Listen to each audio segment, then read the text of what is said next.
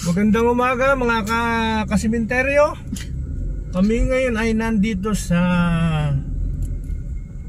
Heritage Lot, Heritage Park. At meron sila ditong iba't ibang lot. Merong state lot, mayroon ding garden lots, at meron ding lawn lot. Meron din silang tinatawag nila yung mga columbarium. Meron din sila rito. At pupuntahan natin sila isa-isa habang tayo nasa kotse. Kasi kung maglalakad ka po dito baka hindi ka naabutin sa labas. At ikaw ay ibang hospital na sa sobrang lawak niya. Ngayon nandito po tayo sa lugar ng State Lot. Dito po sa bandang kaliwa ko. Yan. Kaliwa pa yan o kanan? Kaliwa o whatever. Basta yan po mga building na yan. Yan po ang mga sample ng sinasabi nilang state lot. Ang description po niyan ay ilalagay na lang po natin matapos po tayong maglibot. At napakalawak po talaga nito kahit titignan nyo. Ngayon dito sa bandang kanan namin, nandito po yung mga garden lot na tinatawag. Yan po, yung may mga silya, meron po yan kaya lang, walang bubong. Pero yan, kayo, nasa sa inyo na naman po yan kung anong gagawin nyo pag kayo nandyan na sa araw ng patay. Ngayon po yan, tinan nyo, lawak oh. Hindi ko na makita yung dulo 66 hectares po ito. Ay, 66 hectares pala. Kaya kung maglalakad, kaya kami nasa kotse na lang. At para makita nyo ang kabuuan ng, ayan, puro garden lot yan. Nakita nyo, ito yung sample ng isa oh. Ang ganda ng kanyang ginawa. Ayan po, yan oh. Bali, 8 lots po yan sa isang garden. Sa isang garden, 8 ang pwede pong ilibing. 16 Ay, times 16 2 pala. 16, 8 times 2, 16. Tinan nyo yung sa bandang kaliwa kong orange state lot na rin. Tinan nyo, ang gaganda. Daig ang mga bahay Kaya kung kayo may pera din lang at mahal nyo at ang inyong mga mahal sa buhay yung mauna, bigyan nyo ng magandang kalalagyan. At dito po yan sa Heritage Park. Maganda rin pong investment yan kasi bilis po ng appraisal niya. Opo. Yan hindi kayo magsisisi kasi sayang yung kung hindi kayo manghihinayin sa perang ilalagay nyo dyan dahil pagdating ng araw yan ay kumbaga ginto na ang presyo. Ito po yung garden monuments. Yan, garden na monuments. Pwede nyo pong lagyan ang ibabaw ng garden ng 2 puntod. Monuments. Kumbaga iaangat nyo yung nicho. Oo. Ng mataas-taas at 2 pwede ipatong. Naka-promo po siya ngayon. May kasama na pong memorial service at interment. Dito po nilibing si Henry C. Na ang kanyang kinuhang lot yata state lot ay kinuha niya ay 8. At yun ay mayroong Guardia. Security guard na binabayaran. Hindi ko lang malaman kung nasaan sa lawak na rin. Hinahanap ko kanina pa. Hindi ko makita yung kanyang state lot din Nandun rin po ang kay Dolphy tsaka kay The Boy. Opo, yan. Rudy Fernandez.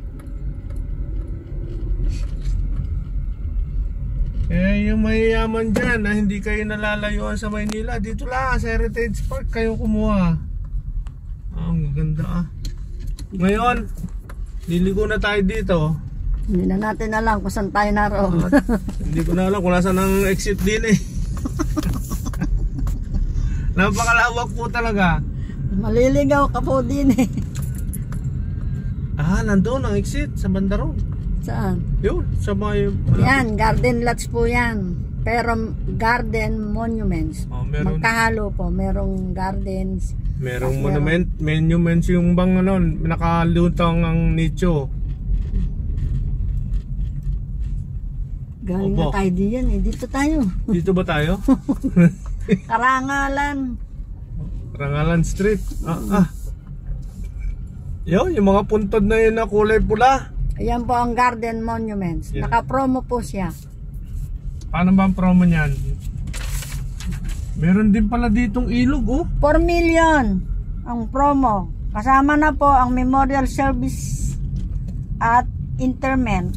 Yan nga pala po pala. Pag kumuha kayo sa amin ng lote sa Heritage, yun po ay laging may kalakip na interment service na inyo pong additional na babayaran, dahil kahit saan naman pong memorial park ay laging hiwalay po ang interment.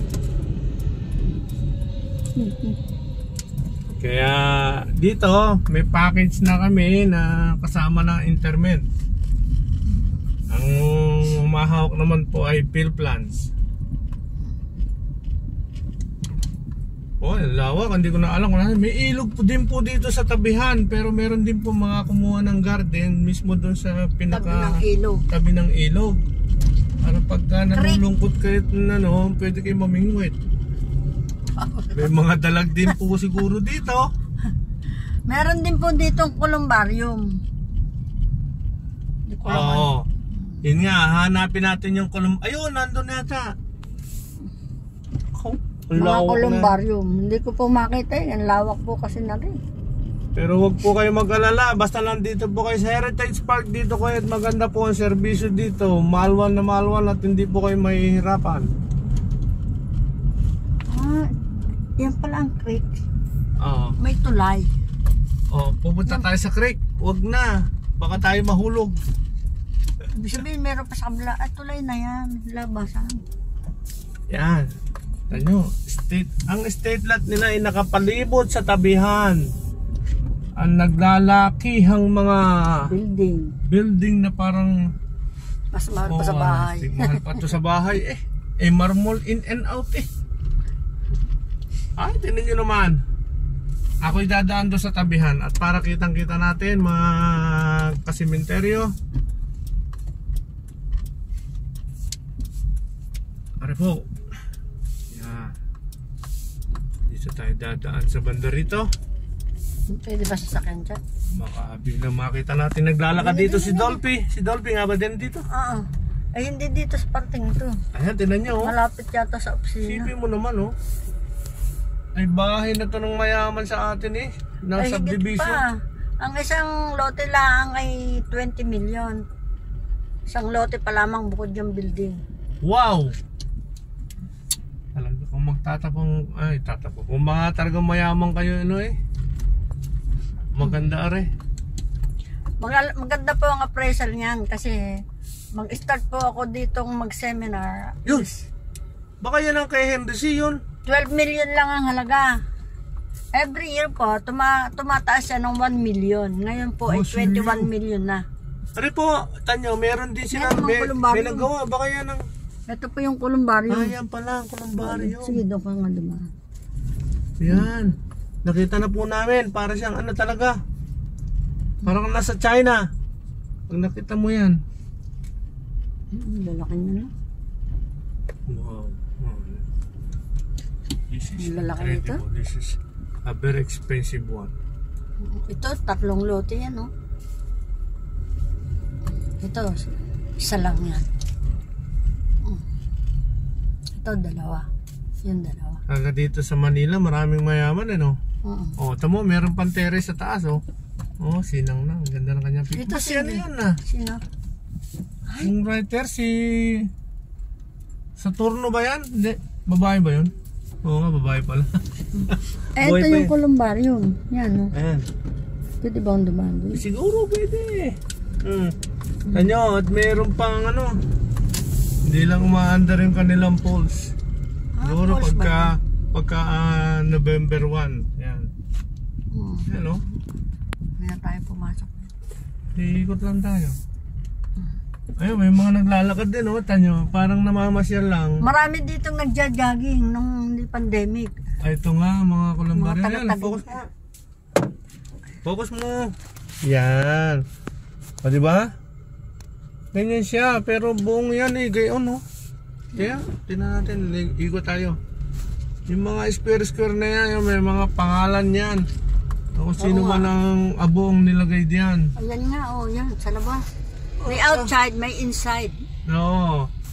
Pwede kang sa labas ka kumuha o kahit Yan, mga nasa labas yung yan. mismo outside. pinaka-father pala niyan, siyang ginawang Oo, yan. lagayan ng aso yan, oh. Oh, meron din sa loob. Yan ang loob, oh. Ayaw ko nang pumasok. Ayaw pumasok, natatakot kami. Baka lumataw yung mga... Pero maganda siya. Maniwala kayo sa amin at Hindi, kami kita naman. ngayon lang nakarating din sa Bandarin eh. Ngayon lang ako nakarating din. Doon lang lagi sa harap. Lagi lang kami kasi doon sa my office kasi kami mga ahente. Pagka meron lang kami kliyente tsaka mga dinadala wala pa kaming kliyente sa Columbarium kaya hindi pa namin ito napuntahan. Mura lang yung baba niyan. Loan lot lang ang aming naging client. Mura lang yung baba niyan. Sila pala yung pupunta doon. Pero walang installment yan. Puro cash basis. Puro cash basis daw po din eh. Sa Columbarium. Pero mura lang. Kayang-kaya ninyo. Naka-heritage park pa kayo. Kaya nga, sarap.